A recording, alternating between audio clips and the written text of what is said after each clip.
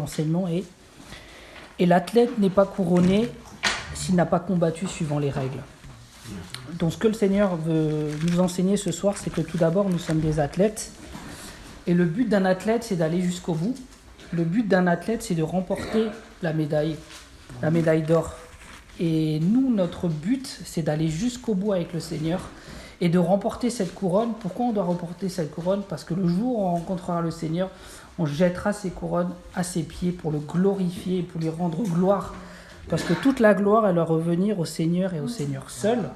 Et le Seigneur nous a appelés à être des athlètes, c'est qu'il nous a donné cette capacité d'aller jusqu'au bout.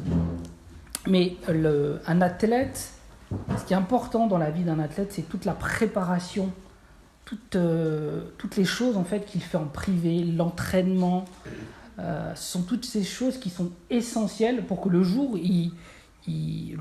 où l'athlète est en compétition, qu'il puisse gagner et aller jusqu'au bout. Donc, ce que le Seigneur veut vraiment nous montrer, c'est que la partie que personne ne voit, ces moments avec le Seigneur, ce cœur à cœur avec le Seigneur, ce sont vraiment les moments les plus importants qui vont faire qu'on puisse être vraiment des athlètes forts et qu'au moment où on sera dans la compétition, on va aller jusqu'au bout, on sera persévérant parce qu'on a ces moments avec le Seigneur intimes. Personne ne le voit, mais c'est entre le Seigneur et nous, on doit. Et ces moments-là, ils sont tellement importants et tellement essentiels pour pouvoir aller jusqu'au bout. C'est pas simplement je vis ma vie et je fais une petite prière, je lis un petit peu la parole parce que ça me donne aussi bonne conscience. C'est pas ça. C'est j'accepte de donner vraiment ma vie à mon Seigneur et je vais jusqu'au bout avec lui. Et là, je suis dans cette attitude d'athlète et je suis dans cette attitude de celui qui va jusqu'au bout. Alors, par rapport à ces règles, le Seigneur m'a donné plusieurs versets. Donc, on va prendre tout d'abord Matthieu 16, verset 24. Donc, Matthieu 16, verset 24 nous dit: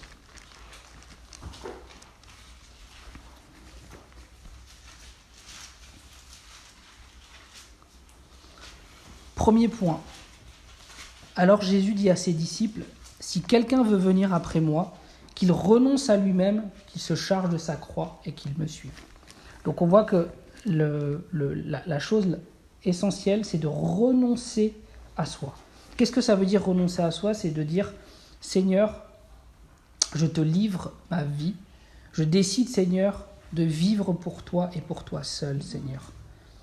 Et je sais qu'en prenant cette décision, Seigneur, tout le reste, tu vas le gérer. Mais c'est pas, Seigneur, je veux continuer à vivre ma vie et je te prie pour que ces choses-là, tu les bénisses. » Ça, c'est pas l'attitude de celui qui renonce à soi. Celui qui renonce à soi, c'est celui qui dit, Seigneur, je renonce à tout, je m'engage pour toi et toi, Seigneur, tout le reste, tu vas le gérer.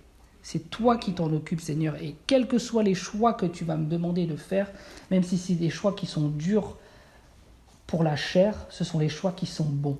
Parce que si on ne décide pas de renoncer pleinement à soi, c'est l'ennemi qui va nous faire du mal, c'est l'ennemi qui va nous attaquer. Alors que si on décide pleinement de renoncer à soi, le Seigneur là va pouvoir nous utiliser pour sa gloire. C'est ça le renoncement à soi, c'est de laisser vraiment l'œuvre du Seigneur, la puissance de la croix, agir dans notre vie aussi au quotidien, parce que la croix, c'est vraiment une œuvre de mise à mort de tout ce qui est de la chair, c'est une œuvre de mise à mort de notre moi-âme pour une œuvre dans notre moi-esprit. La croix, c'est vraiment ce qui sépare de ce qui est de l'esprit et de l'âme.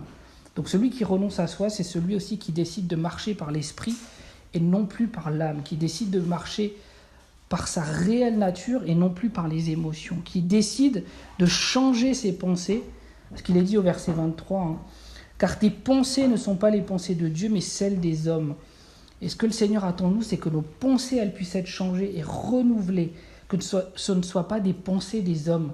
Et souvent, on fait de l'évangile un mélange entre la parole de Dieu et des pensées des hommes. On rajoute des choses humaines, des choses de l'âme, de la psychologie, plein de choses qu'on rajoute qui ne sont pas en fait l'évangile véritable. Et ce qui fait que ça maintient en fait les chrétiens à un domaine au niveau de l'âme et des émotions et de la crainte et de la peur, alors que le Seigneur, il nous amène à autre chose, il nous amène à marcher dans l'esprit. Donc c'est ça déjà, tout d'abord, le renoncement à soi. Donc c'est de porter sa croix Et ensuite, c'est d'avoir le cœur de disciple. Donc on va voir qu'est-ce qu'être un disciple, parce que le Seigneur ne désire pas simplement qu'on soit sauvé, il désire qu'on soit des disciples. C'est ce qu'il dit dans Matthieu 28, « Faites de toutes les nations des disciples, les baptisant au nom du Père, du Fils et du Saint-Esprit. » Mais ce n'est pas « faites de toutes les nations des convertis », mais « faites de toutes les nations des disciples ».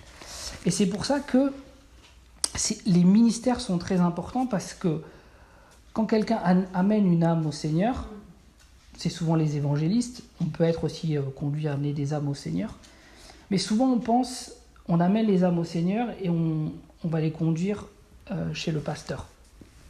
Mais ce qui est important, c'est que l'évangéliste doit rester évangéliste, c'est-à-dire que lui, il a vraiment cet appel pour amener les âmes au Seigneur.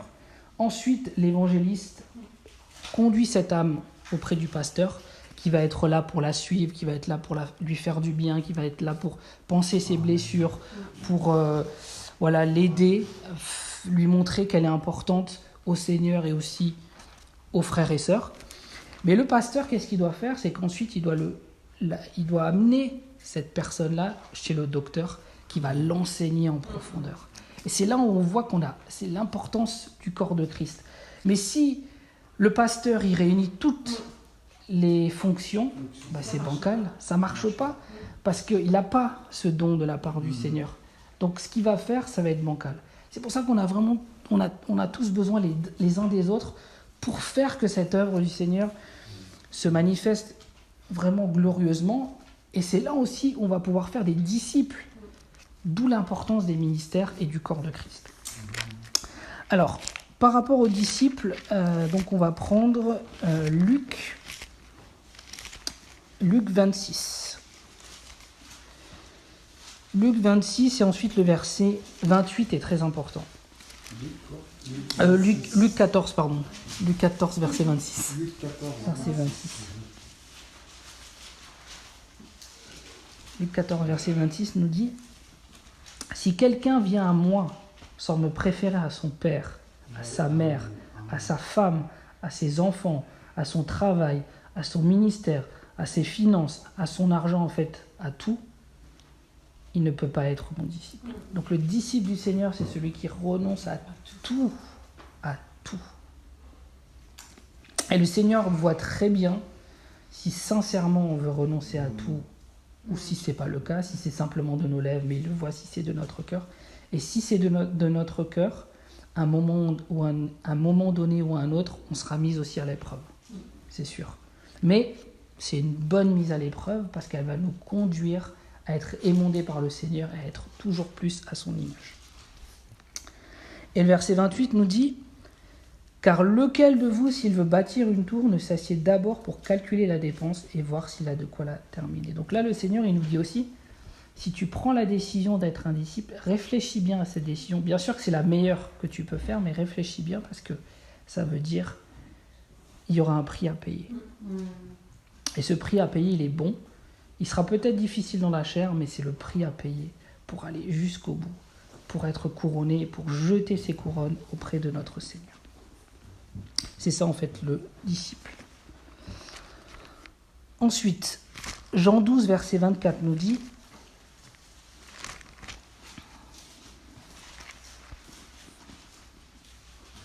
donc renoncer à soi, cœur de disciple. Jean 12, verset 24 nous dit « En vérité, je vous le dis, si le grain de blé qui est tombé en terre ne meurt, il reste seul. Mais s'il meurt, il porte beaucoup de fruits. » Donc là, le Seigneur, il veut nous apprendre à comprendre la profondeur de l'œuvre de la croix. Le blé, en fait, c'est nous. Et nous, on doit apprendre à mourir. Et apprendre à mourir, c'est de comprendre par l'aide du Saint-Esprit le fait que nous sommes morts avec le Seigneur et que nous sommes ressuscités avec lui. Le fait d'être mort au Seigneur, ça veut nous dire que toute l'ancienne personne, que tous les traumatismes du passé, que le vieil homme ou la vieille femme n'existent plus et que nous sommes ressuscités en tant que nouvelle personne. Et ça veut dire aussi que toutes les qualités qu'on avait humaines, celles-là aussi, il faut apprendre à les faire mourir. Parce que si on utilise nos qualités humaines pour l'œuvre du Seigneur, ça ne marchera jamais. Parce qu'on va essayer par nous-mêmes de faire pour l'œuvre du Seigneur. Alors que le Seigneur, il nous dit non, il a fait de nous une nouvelle personne, et de cette nouvelle personne, avec les qualités qu'il a mises dedans, il veut les utiliser, les faire déborder de nous pour son œuvre. Et c'est pour ça que souvent les personnes qui sont appelées à des ministères ou à des appels, c'est des personnes qui n'avaient pas ces qualifications lorsqu'ils étaient dans leur qualité humaine. Souvent, c'est des personnes qui étaient peut-être réservées, qui étaient timides, ou d'autres qui avaient des qualités, mais celles-là, il faut apprendre à les faire mourir. Elles sont déjà mortes, mais il faut apprendre à les faire mourir dans notre âme. Et on doit apprendre du Seigneur à comprendre qui nous sommes en Jésus-Christ et le fait que nous sommes déjà ressuscités avec lui, que nous sommes assis dans les lieux célestes et que le Seigneur est avec nous et il nous accompagne. Mais si on comprend par l'aide du Seigneur la profondeur de l'œuvre de la croix, à ce moment-là, on va porter beaucoup de fruits parce que c'est l'esprit qu'on va laisser déborder et non pas l'âme. Lorsqu'on laisse l'âme déborder, ça n'apporte rien. Lorsqu'on laisse l'esprit agir à travers nous, là, ça amène une œuvre, ça amène la vie du Seigneur. C'est là qu'on porte beaucoup de fruits, les fruits que le Seigneur veut pour nous.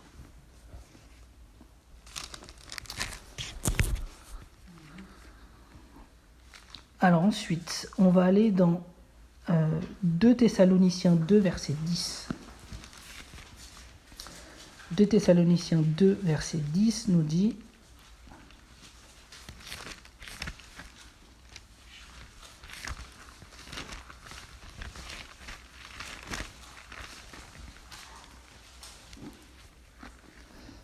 Alors, et avec toutes les séductions de l'iniquité pour ceux qui périssent parce qu'ils n'ont pas reçu de l'amour de la vérité pour être sauvés. » Donc, un autre point important dans les règles, pour aller jusqu'au bout, c'est avoir l'amour de la vérité. L'amour de la vérité. Tous ceux qui n'ont pas l'amour de la vérité périssent. Et l'amour de la vérité, c'est « Seigneur, je suis prêt à accepter tout ce que tu me dis dans ta parole, Seigneur. Je suis prêt à renoncer à tous les mensonges auxquels je peux peut-être croire. Je suis prêt, Seigneur, à prendre tout ce que ta parole, elle dit, mais pas simplement prendre un verset et le sortir de son contexte, mais de prendre tous les versets qui parlent du même sujet, en faire un puzzle et demander la validation du Seigneur pour comprendre quelle est la pensée du Seigneur sur tel ou tel domaine. La plupart des fausses doctrines viennent du fait qu'on prenne un seul verset, on le sort de son contexte et on dit « Ok, Dieu dit ça, donc je peux faire ci ou je peux faire ça. » Mais ça, c'est la preuve que la personne n'a pas l'amour de la vérité dans son cœur. Mais celui ou celle qui a l'amour de la vérité, qui dit vraiment au Seigneur, « Seigneur, montre-moi tout, fais la lumière dans tout, Seigneur. » Et Seigneur, si actuellement tu vois que dans ma vie, j'ai encore des doctrines auxquelles je crois qui sont fausses, fais la lumière sur ces choses-là. Et je vous garantis que le Seigneur le fait. Et à ce moment-là, ça va nous permettre, étant donné qu'on est de plus en plus dans la vérité, ben ça va faire une œuvre de vie dans notre âme. Parce qu'il est dit que ceux qui n'ont pas l'amour de la vérité, ils périssent.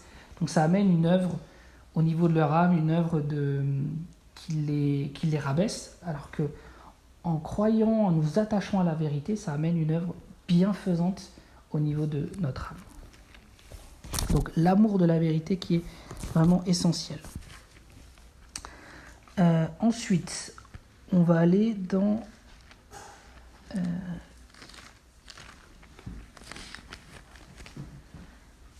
Luc 18, verset 17. Luc 18, verset 17 nous dit «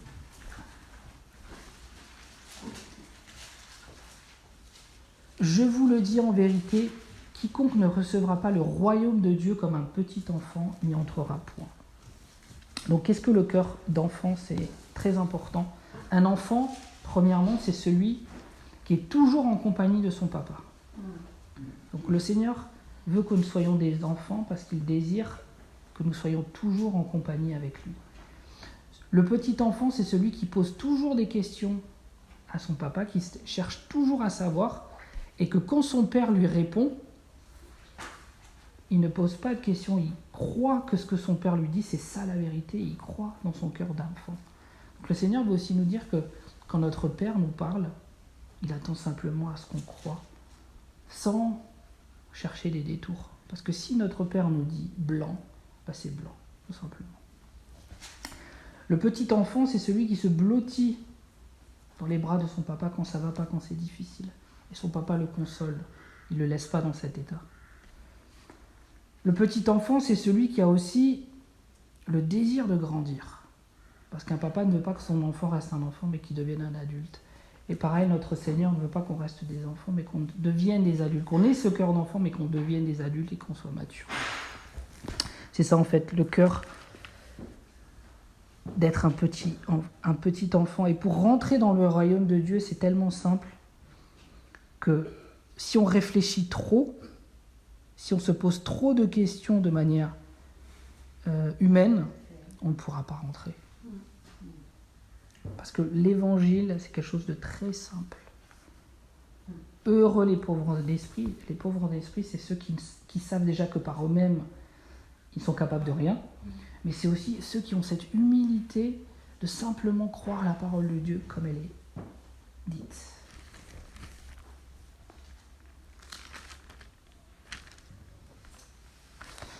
Luc 17,6 nous dit ensuite un autre point par rapport aux règles. Et le Seigneur dit, si vous aviez de la foi comme un grain de sénévé, et nous l'avons tous, parce que Dieu a mis en nous une mesure de foi, donc nous l'avons, on n'a pas besoin de demander au Seigneur la foi, on l'a, parce qu'il a dit qu'il a mis ça en nous. Donc nous avons tous la même foi, maintenant c'est qu'est-ce qu'on en fait. Vous diriez à ce sycomore, déracine-toi et plante-toi dans la mer, et il vous obéirait. Donc le Seigneur, ce qu'il veut nous dire aussi, c'est que quand il y a des choses qui arrivent dans nos vies, donc le sycomore, c'est tout ce qui arrive dans notre vie qui n'est pas la volonté de Dieu. Qu'est-ce que le Seigneur attend de nous ? C'est qu'on prenne autorité sur cette chose-là. Donc toutes les choses que le Seigneur ne veut pas pour nos vies, on doit en fait prendre cette autorité sur ce sycomore et lui ordonner de se déraciner, c'est-à-dire on ne doit pas attendre à ce que Dieu fasse ça pour nous, mais que nous le fassions en son nom. C'est déracine-toi et plante-toi dans la mer et il vous obéirait.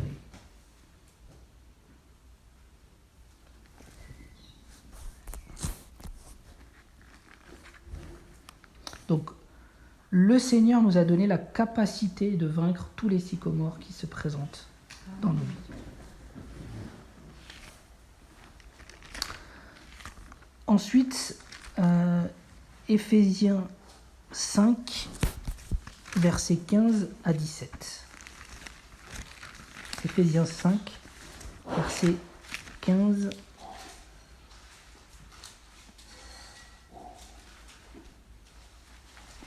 à 17 nous dit « Prenez donc garde afin de vous conduire avec circonspection. » Circonspection, c'est la capacité de s'analyser.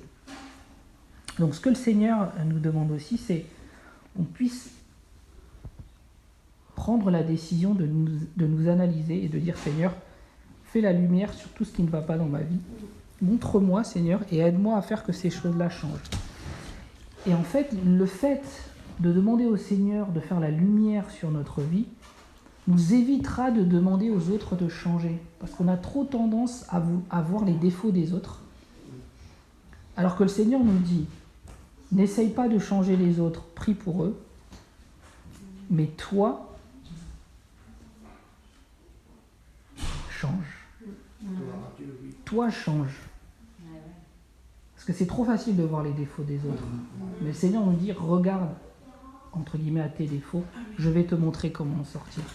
Et ainsi, je vais pouvoir être dans une attitude d'amour envers les autres. Je ne vais pas vouloir les changer, je vais prier pour eux et le Seigneur va travailler leur cœur, mais regardons-nous.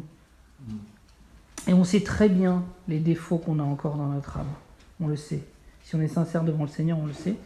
Et le Seigneur, il nous dit, bah ça, tu me fais confiance et je vais te conduire jusqu'au bout. Ne regarde pas à tes défauts actuels, mais crois que je vais amener cette œuvre à la perfection.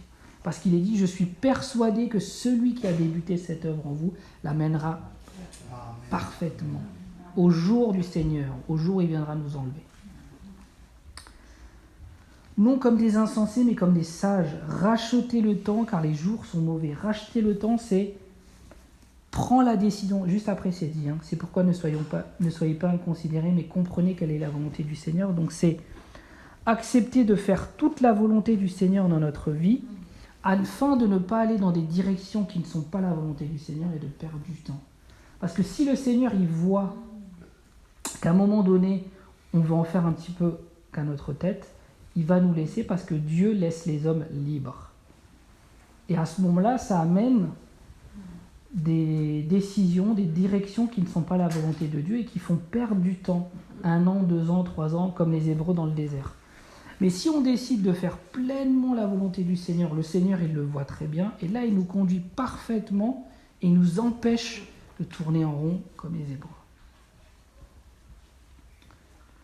Ne vous enivrez pas de vin, c'est de la débauche, soyez au contraire remplis de l'Esprit de Dieu, dont j'avais parlé la semaine dernière. Donc l'importance d'être rempli du Saint-Esprit. Alors, on va prendre ensuite Jean 11, 41. Jean 11, 41 nous dit...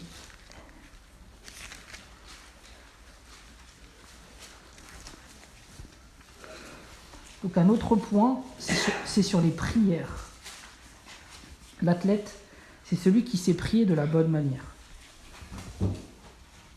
J'ai pris un exemple, celui de notre Seigneur Jésus avant la résurrection de Lazare, qui dit « Et Jésus leva les yeux en haut et dit « Père, je te rends grâce de ce que tu m'as exaucé. » Parce qu'il savait d'avance qu'il allait être exaucé, que son Père allait l'exaucer par cette œuvre merveilleuse. Nous, ce que le Seigneur nous demande dans nos prières, c'est d'abord que lorsqu'on prie, qu'on soit vraiment conscient qu'au moment où on prie, le Seigneur nous écoute et le Seigneur nous entend. Et au moment où on fait cette prière, nous sommes déjà exaucés. Et de savoir ça dans notre cœur. Et au moment où on sait qu'on est exaucé, on n'a plus besoin de refaire cette prière. Si on fait la prière, et la même prière, et la même prière, et la même prière, c'est une preuve simplement d'incrédulité. Mais quand on fait une prière selon la volonté de Dieu, on sait dans notre cœur qu'à ce moment-là, on est exaucé. C'est déjà fait, on attend simplement, tranquillement, la manifestation de la chose pour laquelle on a prié. Ça, c'est des prières efficaces. Une prière de foi, on sait que le Seigneur nous entend, on attend simplement. Et dans notre cœur, on est en paix. Pourquoi ? Parce qu'on n'a pas besoin de voir la chose pour nous réjouir, parce qu'on sait qu'on l'a déjà. Et souvent, l'erreur qu'on peut faire, c'est de nous réjouir au moment où on voit la chose. Mais c'est pas ça en fait. La foi véritable, c'est la conviction, la conviction de quelque chose qu'on espère bibliquement parlant. En fait, au moment où on fait une prière selon la volonté de Dieu, c'est à ce moment-là qu'on remercie le Seigneur et qu'on est en joie parce qu'on sait qu'on l'a déjà. Et après, on attend juste la manifestation. C'est pour ça que le temps de Dieu, c'est toujours aujourd'hui. Parce que quand on dit en son temps, c'est qu'on pense que l'exaucement, c'est au moment où on voit la chose de manière visible. Or, l'exaucement, c'est quand la prière est faite. C'est pas quand on la voit de manière visible. Et c'est pour ça que son temps, c'est toujours tout de suite. Maintenant, le jour du salut, maintenant le jour de la réponse à nos prières. Ensuite, on va aller dans Éphésiens 6, versets 14 à 18. On va aller dans l'armure du chrétien. Donc l'armure du chrétien, c'est pas, je l'ai déjà entendu dans certaines églises, je me revais de ça chaque matin, je me revais du casque du salut, je me revais de la cuirasse de la justice. C'est pas du tout ça. Ça c'est pareil, c'est de la superstition, c'est une fausse doctrine. Éphésiens 6, 14 à 18 nous dit. Donc, on a besoin vraiment de l'armure du chrétien pour combattre, pour être fort, pour être un athlète. Premier point, tenez donc ferme et ayez à vos reins la vérité pour ceinture. Qu'est-ce que la vérité ? C'est la vérité, c'est notre Seigneur Jésus, c'est d'avoir une relation avec lui. Et la vérité, c'est la parole de Dieu. Donc, plus nous nous attachons à la vérité de la parole de Dieu, et plus la ceinture de la vérité, elle sera forte. Et donc ça veut dire éliminer de nos vies, de nos âmes, les fausses doctrines qui sont vraiment des poisons, qui sont vraiment des poisons dans la vie des chrétiens. Donc c'est vraiment les éliminer pour que la ceinture de la vérité soit forte. Et ça veut aussi dire que nous devons être vrais. Nous devons être vrais dans nos attitudes, nous devons être vrais dans nos paroles. On doit bannir l'hypocrisie. Et on doit être, lorsque personne nous voit ou lorsque nous sommes entre nous, on doit être la même personne. Vraiment, c'est important d'être vrai. Parce que Dieu, lui sait tout, il voit tout. Donc on doit apprendre du Seigneur à être vrai. Revêtez la cuirasse de la justice. Donc la cuirasse, c'est ce qui protège le cœur, c'est ce qui protège le haut du corps. Et la justice, c'est quoi? C'est que à la croix, Jésus a accompli pour nous la justice parfaite, donc on est pardonné de tous nos péchés si on se repent. Ça veut dire que maintenant, en Jésus-Christ, nous sommes justice même de Dieu. Et ça veut dire qu'il n'y a aucune capacité personnelle, il n'y a aucune œuvre qui nous rend juste devant Dieu, mais c'est uniquement la foi en l'œuvre de Jésus. Et ça nous libère aussi de se penser juste parce qu'on fait des choses pour Dieu, de se sentir plus en paix parce qu'on fait des choses pour Dieu ou plus dans la culpabilité parce qu'on pêche. C'est pas ça en fait. Le Seigneur veut nous dire que c'est pas ce qu'on fait qui compte, c'est ce que notre Seigneur Jésus il a fait. Ça c'est important de se le rappeler. Mettez pour chaussure à vos pieds le zèle que donne l'évangile de paix. Donc le zèle, c'est de jamais se refroidir, d'être toujours bouillant pour le Seigneur. Et quand on est bouillant pour le Seigneur, c'est l'évangile de paix, c'est-à-dire que déjà nous on est en paix, et quand on amène l'évangile à des personnes, que ce soit des non-convertis ou à nos frères et sœurs, ça se fait dans la paix. C'est pas dans le légalisme. Il faut que tu portes telle sorte d'habit, il faut que tu manges telle sorte de repas, il faut que tu suives telle fête. Il n'y a pas l'évangile de paix là. Là, c'est simplement de la chair. Mais l'évangile de paix, c'est un zèle paisible. Pas un zèle agité, mais un zèle tranquille qui fait du bien. Prenez par-dessus tout cela le bouclier de la foi. Donc là, on voit que l'Esprit de Dieu insiste sur prenez par-dessus. Donc on va dire c'est l'arme la plus importante, le bouclier de la foi. C'est la foi qui est le plus important parce que c'est ça qui nous protège. Quand l'ennemi nous envoie une flèche enflammée, on est protégé parce qu'on sait qu'est-ce que la parole de Dieu dit, mais on le sait dans notre cœur. C'est ça, le bouclier de la foi, ça permet d'éteindre tous les traits enflammés de l'ennemi. Donc le bouclier permet de nous protéger. La foi, c'est de croire ce que Dieu dit, quel que soit ce qu'on entend, quel que soit ce qu'on voit, quel que soit ce qu'on ressent, tout ce qui est contraire à la parole de Dieu, je mets de côté et je m'attache uniquement à ce que la parole de mon Seigneur me dit. Prenez aussi le casque du salut. Donc c'est de garder nos pensées captives à l'obéissance du Seigneur. Ne pas oublier ce que le Seigneur a fait dans notre vie. Nous rappeler, se remémorer de tous les miracles qu'il a fait et de tout ce qu'il veut continuer à faire dans notre vie. Et nous rappeler des promesses aussi futures qui sont bonnes. De savoir que le Seigneur nous amène dans une sanctification esprit, âme, corps, qui viendra nous enlever, qu'il y a le salut pour nos familles, il y a la bénédiction pour nos familles, le Seigneur nous donne en héritage tout endroit qu'on foule. Il amène sa paix partout où on va. Nous sommes le temple du Saint-Esprit. Partout où on va, c'est Dieu qui accompagne. Donc ça veut dire que les lieux où on va, on reflète la lumière du Seigneur. Et l'épée de l'Esprit qui est la parole de Dieu, donc l'épée, elle nous permet de nous défendre ou d'attaquer. Comme le Seigneur, quand il a été mis à l'épreuve par l'ennemi, il a dit « il est dit ». Mais c'est pas juste le fait d'avoir dit « il est dit », mais c'est parce qu'il savait cette chose-là dans notre cœur. Donc le plus important, c'est dans notre cœur, parce qu'à ce moment-là, quand on va le sortir, quand on va sortir notre bouche, ce sera avec une pleine conviction. Et un dernier point de l'armure du chrétien, faites en tout temps par l'Esprit toutes sortes de prières et de supplications. Donc on voit l'importance, parce que l'Esprit va nous conduire à prier pour nos frères et sœurs, pour différentes choses et différentes situations.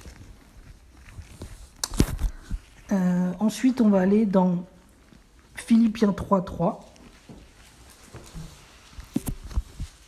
Philippiens 3.3 nous dit «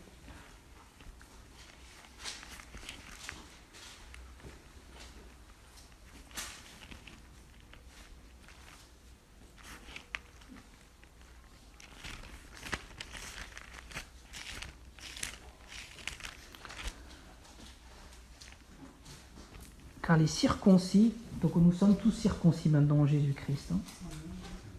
Donc il est dit que nous sommes maintenant une nouvelle pâte dans le Seigneur. On est circoncis du cœur, tout à fait.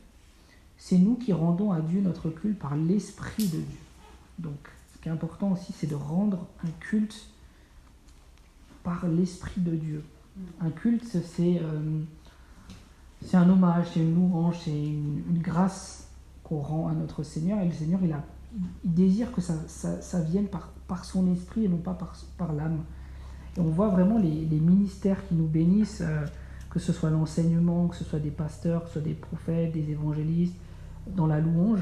Quand elle est faite dans l'esprit, il y a une œuvre merveilleuse qui se fait.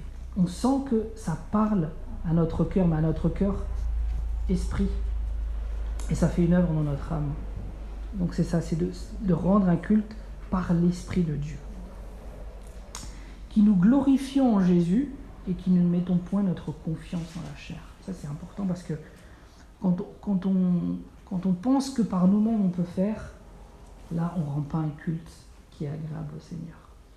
Mais quand on se considère serviteur inutile, Seigneur, c'est toi qui parles à travers moi, c'est toi qui guéris à travers moi, c'est toi, Seigneur, qui joue à travers moi, c'est toi, Seigneur, qui va faire les choses à travers moi. Alors là, c'est bon.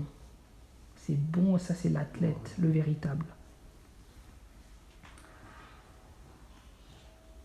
Et verset 8, il est dit « Et même je regarde toute chose comme une perte, à cause de l'excellence de la connaissance de mon Seigneur. » Donc, je regarde toute chose, je regarde comme une perte, toute chose, je regarde comme rien, par rapport à l'excellence de la connaissance de mon Seigneur. Parce que ce qui est le plus excellent pour nos vies, c'est de connaître notre Seigneur.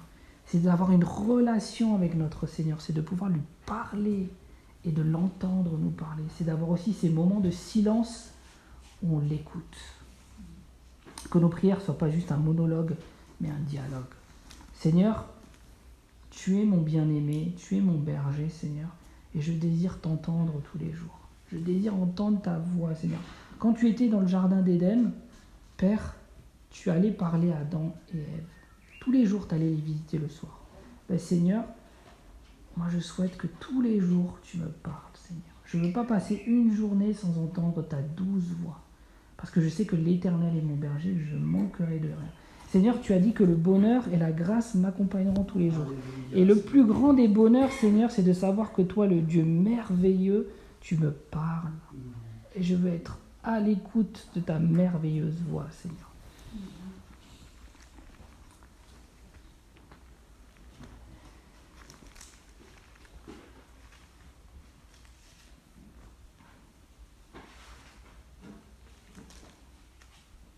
Ensuite, 2 Timothée 3, verset 10, en dernier point, dernier verset. Il est dit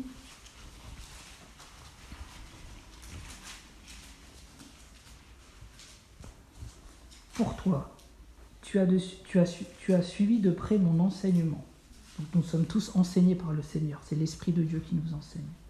Ma conduite, quand on est enseigné par le Seigneur, il y a une œuvre qui se fait dans notre conduite, dans notre façon de voir les autres, dans notre façon de parler des autres, dans notre façon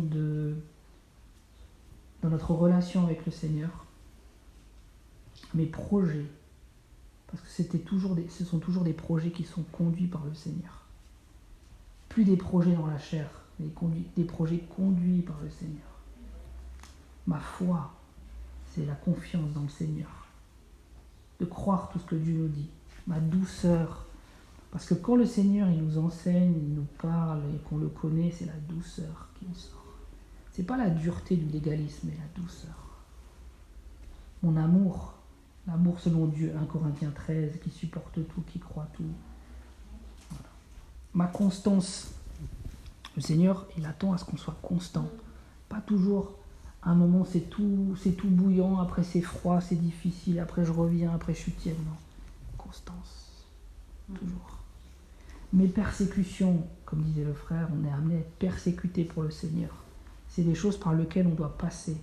Et c'est bon de passer par ces choses-là. C'est bon d'être rejeté par les autres parce qu'on apprend à compter uniquement sur notre Seigneur. C'est bon d'être rejeté pour le nom du Seigneur parce que ça veut dire que l'Esprit de Dieu habite en nous et qu'on est consolé par notre Seigneur. Et les souffrances aussi, parce que dans notre cœur, il y a une souffrance de voir que les autres n'acceptent pas encore ces choses-là. Mais on est consolé par notre Seigneur. Il ne nous laisse pas dans la souffrance qui amène la mort, mais toujours la consolation du Seigneur. On est attristé par le Seigneur qui amène la vie. Il y a un verset qui le dit. Alors pour revenir sur l'enseignement, les points importants, les règles que le Seigneur désire pour nos vies, pour qu'on soit vraiment les athlètes qui aillent jusqu'au bout et que ces couronnes, on les jette aux pieds de notre Seigneur. Premier point, l'importance de renoncer à soi. L'importance d'avoir un cœur de disciple. De faire que nos pensées, que les pensées humaines soient renouvelées par les pensées de notre Seigneur. D'avoir l'amour de la vérité. D'accepter toute la volonté de Dieu dans notre vie. De décider de mourir. De comprendre l'œuvre de la croix et notre résurrection avec notre Seigneur Jésus. De faire des prières selon la volonté de Dieu qui sont efficaces, qui sont directes, en sachant que nous sommes toujours exaucés quand on fait une prière selon sa volonté et qu'on le croit de tout notre cœur. L'importance de l'armure du chrétien. Et Philippiens 3.3 qui nous disait, je ne me rappelle plus, on va juste reprendre le verset. Philippiens 3.3 nous disait, oui, et de rendre à Dieu un culte par le Saint-Esprit. Pas dans l'âme, mais par le Saint-Esprit. Parce que nous sommes actuellement assis dans les lieux célestes et nous sommes une nouvelle personne, une nouvelle création en Jésus-Christ. Amen. Amen. Amen.